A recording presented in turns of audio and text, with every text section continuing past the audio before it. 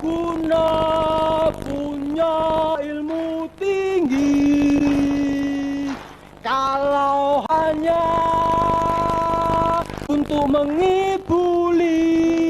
Puisiku bukan puisi, tapi kata-kata gelap yang berkeringat dan berdesakan mencari jalan. Sepenggal puisi yang dibuat oleh sesosok pria yang lahir dari keluarga miskin di pinggiran kota Solo. Wiji Tukul namanya. Tukul begitu sapaan akrabnya. Tukul dalam bahasa Jawa berarti biji yang tumbuh. Tukul adalah suara akar rumput di bawah kekuasaan yang memiskinkan mereka. Sudah lebih dari 24 tahun Wiji Tukul hilang. Kabar mengenai dirinya tak kedengaran lagi sejak Mei 1998. Wiji Tukul bukanlah penyair yang hanya piawai menyuarakan kata-kata puitis. Dia dan kata-katanya adalah penggerak massa yang tertindas. Saya akan kupas sedikit cerita tentang perjalanan Wiji Tukul semasa hidupnya hingga dikabarkan hilang sampai mayatnya pun tidak ditemukan. Wiji Tukul lahir 26 Agustus 1963 di Soronggenan, Solo. Yang bernama asli Wiji Widodo adalah penyair dan aktivis hak asasi manusia. Tukul berasal dari keluarga tukang beca. Sebagai anak tertua dari 3 bersaudara, ia berhasil menamatkan pendidikan SMP-nya pada tahun 1979. Lalu masuk Sekolah Menengah Karawitan Indonesia atau SMKI jurusan tari. Tetapi keluar karena di drop out. Pada tahun 1982, setelah itu ia berjualan koran. Kemudian oleh tetangganya diajak bekerja di sebuah perusahaan mebel antik. Sebagai tukang pelitur, ia sering mendeklamasikan puisinya untuk teman sekerjanya. Ia mulai menulis puisi ketika masih duduk di bangku sekolah dasar dan mulai tertarik pada dunia teater ketika di SMP. Ia ikut sebuah kelompok teater yaitu Teater Jagalan Tengah. Bersama dengan rekan-rekan dalam teater jagat itulah ia pernah keluar masuk kampung, tidak hanya di wilayah Solo, tetapi juga hingga ke Yogyakarta, Klaten, dan Surabaya. Ia tumbuh dalam didikan sastra dan budaya secara otodidak dan mandiri. Kali pertama ia sadar bahwa karya sastra bisa membuat cemas ke pemerintahan saat ia diundang membacakan puisi pada perayaan 17 Agustus 1982. Ia menyindir kemerdekaan yang hanya dinikmati segelintir orang, yang akhirnya jadi mitos belaka. Puisi berjudul Kemerdekaan. Puisi itu pendek saja. Kemerdekaan itu nasi dimakan jadi tai. Tahun 1992, represi aparat mulai dirasakan ketika Tukul bersama rakyat memprotes pencemaran pabrik tekstil PT Sariwarna Asmi. Dalam aksi ini Tukul sempat ditangkap dan dijemur oleh aparat Polresta Surakarta. Namun represi ini tak menyurutkan langkahnya. Nyalinya yang tak takut mati berlanjut pada tahun 1994. Terjadi aksi massa petani di Ngawi. Beliau yang memimpin massa dan melakukan orasi. Tukul pun dipukuli aparat militer karena orasi-orasinya dituduh subversif. Tukul terlibat dalam advokasi kaum miskin dan buruh perkotaan. Ia menjadi pimpinan Jaringan Kerja Kesenian Rakyat atau JAKER.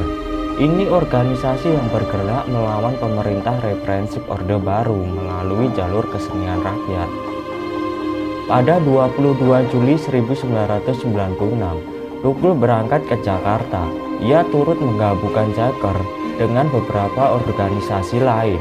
Ia menggabungkan dengan Partai Rakyat Demokratik atau PRD. Di struktural PRD, Tukul adalah ketua divisi propaganda. Pada 11 Desember 1995 misalnya, Tukul membakar semangat lebih dari 15.000 buruh pabrik garmen PT Sri Rejeki Isman atau PT Sritek di Desa Jete, Sukoharjo, Solo untuk berhenti kerja sejak pagi. Penyebabnya para buruh menuntut kenaikan upah kerja. Selama ini mereka digaji di bawah standar minimal provinsi dan sering lembur. Perusahaan Sritek menggaji karyawannya dengan tidak layak, padahal pemasukan perusahaan sedang bagus-bagusnya. Tukul selaku ketua jaringan kesenian rakyat yang dekat dengan Partai Rakyat Demokratik, bagi PRD, demonstrasi buruh Sritek adalah gerakan politik kaum buruh melawan Orde Baru. Namun sebelum pukul 7 pagi, aparat telah merangsek barisan para buruh. Saya hanya mendengar ibu-ibu menjerit ketakutan, tapi jeritan itu tidak bisa menghentikan pukulan, ujar Tukul. Tukul tertangkap dan dihajar bertubi-tubi oleh aparat. Mata kanannya bengkak karena dipopor oleh senjata tentara pada saat itu, sehingga terancam buta.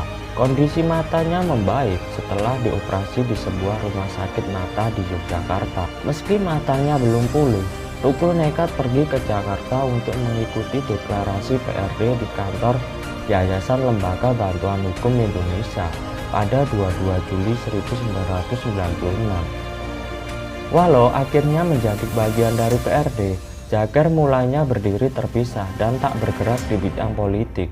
Jager didirikan untuk menggalang kekuatan dan solidaritas sesama seniman, sehingga tindakan represi pemerintah Orde Baru bisa dibendung.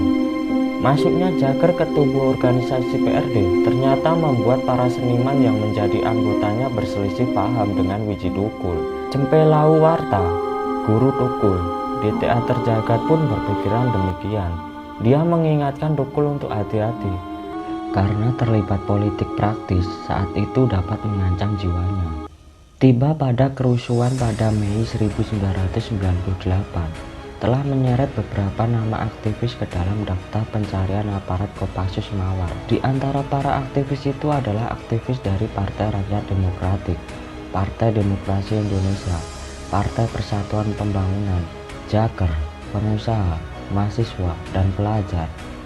Semenjak bulan Juli, Tukul sudah berpindah-pindah keluar masuk daerah dari kota satu ke kota yang lain untuk bersembunyi dari kejaran aparat saat itu. PRD yang di bawah pimpinan Budiman Sujatmiko dituding oleh pemerintah sebagai dalang di balik peristiwa itu, sehingga para aktivis PRD diburu termasuk Widji Tukul. Ketika itu Widji Tukul yang berada di Solo sebagai ketua jaringan kerja kebudayaan rakyat yang merupakan badan yang merapat ke PRD. Widji Tukul kabur usai beberapa anggota kepolisian mendatangi rumahnya. Dalam pelarian, Widji Tukul harus mencuri kesempatan untuk bertemu dengan istrinya. Tukul memiliki istri bernama Dia Sujira yang sering dipanggil Sipon, dan memiliki dua anak bernama Fajar Merah dan Fitri Nantiwani. Selama pelarian, ia memiliki beberapa nama samaran, yaitu Paulus, Martinus, dan Martin. Ia juga sering memakai topi supaya tidak mudah dikenali. Selain itu, Widji Tukul juga kerap menggunakan jaket saat keluar rumah untuk menyamarkan badannya yang krempeng. Pada tahun 1998, Widji Tukul menghilang. Hilangnya Widji Tukul secara resmi diumumkan oleh Komisi untuk Orang Hilang dan Korban Tindak Kekerasan atau Kontras pada tahun 2000. Kontras menyatakan hilangnya Widji Tukul sekitar Maret 1998 karena diduga berkaitan dengan aktivis politik yang dilakukan oleh Widji Tukul sendiri. Sejak dinyatakan hilang sampai saat ini keberadaan Widji Tukul masih misteri. Apakah ia masih hidup atau sudah tiada? Dan sekarang karya-karya Widji pun digarap apik oleh anaknya Fajar Merah menjadi lagu-lagu yang sangat enak didengar. Buah tidak jatuh dari pohonnya. Darah seni yang dimiliki Tukul mengalir kepada dua anaknya. Kedua anak Tukul menjadi seorang seniman di kota Solo. Fajar mendirikan band bernama Merah Bercerita, dan Fitri adalah pembaca puisi. Puisi bapaknya pun sering dibawakan Fitri. Tukul hilang, namun karyanya takkan bisa berhenti bergema, karena kebenaran akan terus hidup. Demikianlah kisah yang bisa saya sampaikan.